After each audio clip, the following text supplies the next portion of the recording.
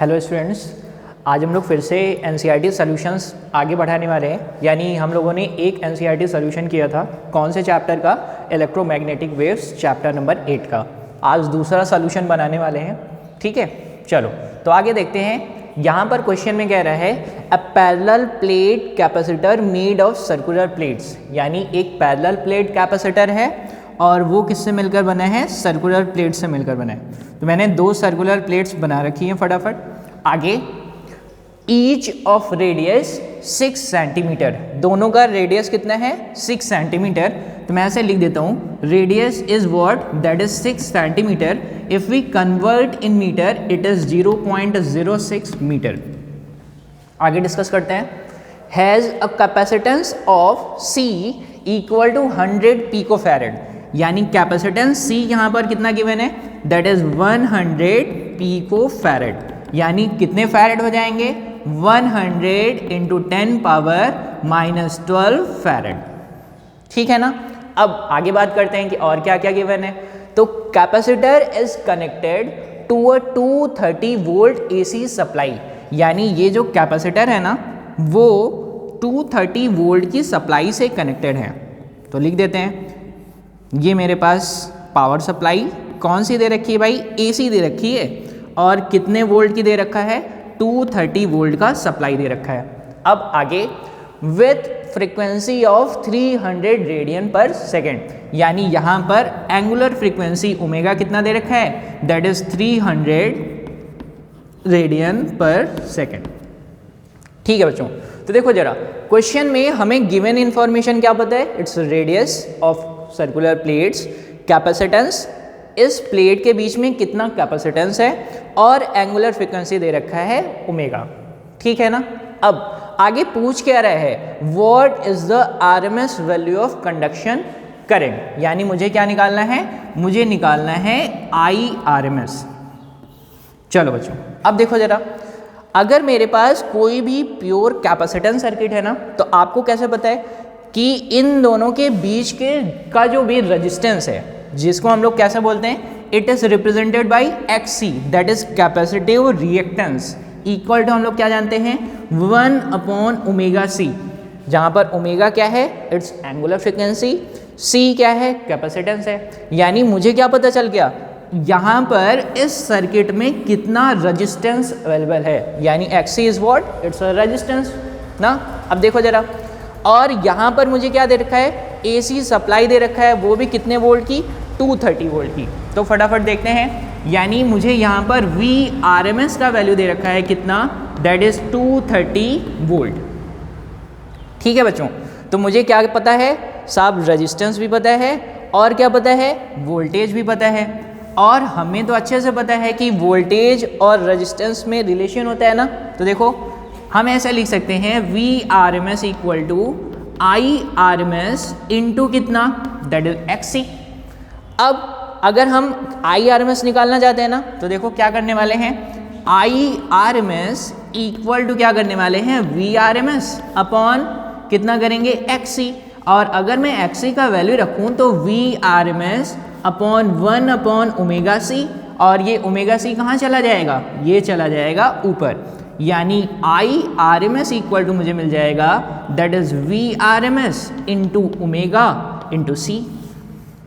यानी RMS value of current मुझे कुछ इस फॉर्मूले से मिलेगा। अब क्या करेंगे? VRMS पता है क्या? हाँ पता है, 230 वोल्ट। और क्या पता है? ओमेगा पता है क्या? हाँ वो भी पता है, कितना? 300 रेडियन पर सेकेंड। C पता है क्या? हाँ वो भी पता है, that is 100 into 10 power -12 farad. फटाफट वैल्यू देखो पुट करते हैं यहाँ पर। तो मैंने रखा IRMS इक्वल टू करने वाले हैं VRMS कितना?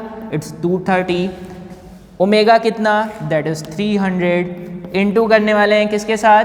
दैट इज इसके साथ कैपेसिटेंस, यानी 100 इंटू 10 पावर -12। अगर इनको हम सॉल्व करें तो आप देखो जरा, सॉल्व करने का जो मैं ट्रिक यूज़ करता हूँ, सबसे पहले जीरोज ही काउंट कर लेते हैं। 1 2 3 4 और 1 5 डिडक्ट कर देंगे किस में से? इस पावर में से, यानी मेरे पास कितना बचने वाला है? 10 पावर -7। अब क्या करेंगे? यहाँ पर कितना बचा? 2 3 दैट इज 23, और यहाँ पर कितना बचने वाला है? 3 यानी 23 इंटू करने वाले हैं 9, दैट इज 69 इंटू 10⁻⁻7। अगर इनको और सॉल्व करें तो बनाने वाले हैं 6.9 इंटू 10⁻⁻6। IRMS वैल्यू यानी है तो ये अल्टीमेटली करंट ही, यानी करंट का यूनिट क्या होता है बच्चों, इट्स एम्पियर ना, तो यानी हम इसको बोल सकते हैं 6.9 माइक्रो एम्पियर। ठीक, तो कंडक्शन करंट का RMS वैल्यू कितना मिल गया, दैट इज 6.9 माइक्रो एम्पियर, या फिर करने वाले हैं 6.9 इंटू 10⁻⁻6 एम्पियर। ठीक है ना, तो यानी क्वेश्चन का फर्स्ट पार्ट तो हमने क्लियर कर लिया। अब देखते हैं थोड़ा सा आगे, देखो जरा क्या कहा जा रहा है, is the conduction current is equal to the displacement current. हाँ, ये तो हम जानते ही हैं कि कंडक्शन करंट जितना सर्किट में जाने वाला है उतना ही डिस्प्लेसमेंट करंट मिलेगा। सर डिस्प्लेसमेंट करंट कहाँ मिलता है, इन दोनों प्लेट्स के बीच में। कंडक्शन करंट कहाँ होता है, सर इस सर्किट में फ्लो होने वाला है कंडक्शन करंट, यानी यहाँ से जो भी करंट जाने वाला है वो कौन सा करंट, कंडक्शन करंट। इन दोनों के बीच प्लेट्स के बीच में मुझे क्या मिलेगा, वहाँ पर मिलेगा मुझे डिस्प्लेसमेंट करंट। ठीक, चलो अब बनाते हैं क्वेश्चन का थर्ड पार्ट। थर्ड पार्ट ये कहा जा रहा है कि determine the amplitude of B। यहाँ पर B क्या होता है बच्चों, B इज मैग्नेटिक फील्ड। ठीक, at 0.3 centimetre from the axis between the plates. चलो बना के देखते हैं, तो फटाफट मैं इनको इरेज करता हूँ फिर आगे चलते हैं। ठीक, देखो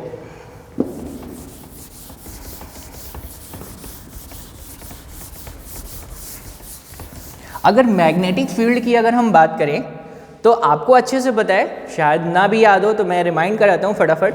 आप लोगों को ये फॉर्मूला याद होगा ना, magnetic field equal to mu naught I, और यहाँ पर आई का कौन सा वैल्यू लेंगे, आई का मैक्सिमम वैल्यू ऑफ करंट, यानी का आई का एम्पलीट्यूड अपॉन कितना करने वाले हैं, अपॉन करने वाले हैं 2 पाई आर स्क्वायर, और इनटू में करने वाले हैं आर।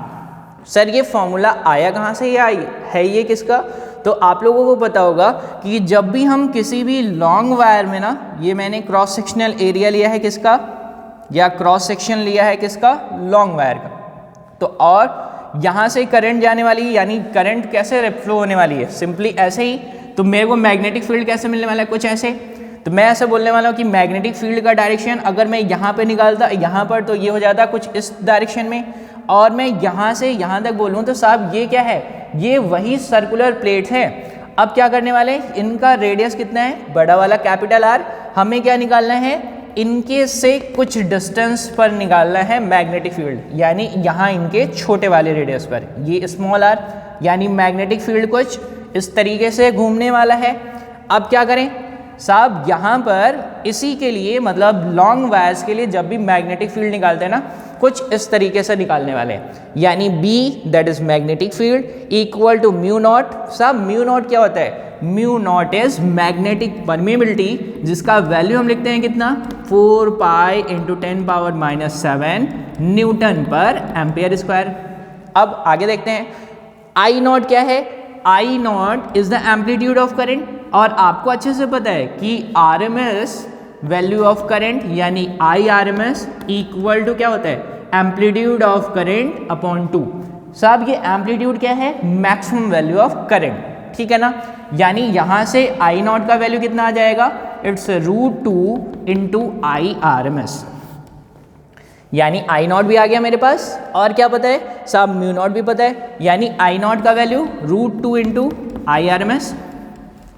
अब आगे डिसाइड करते हैं, यहाँ पे R है ना, ये R क्या है, ये R वही पॉइंट है जहाँ पर मुझे क्या पता करना है, मुझे मैग्नेटिक फील्ड निकालना है, यानी इस R का वैल्यू कितना है, दैट इज 3 सेंटीमीटर, या फिर इनको बोले 0.03 इन टर्म्स ऑफ मीटर।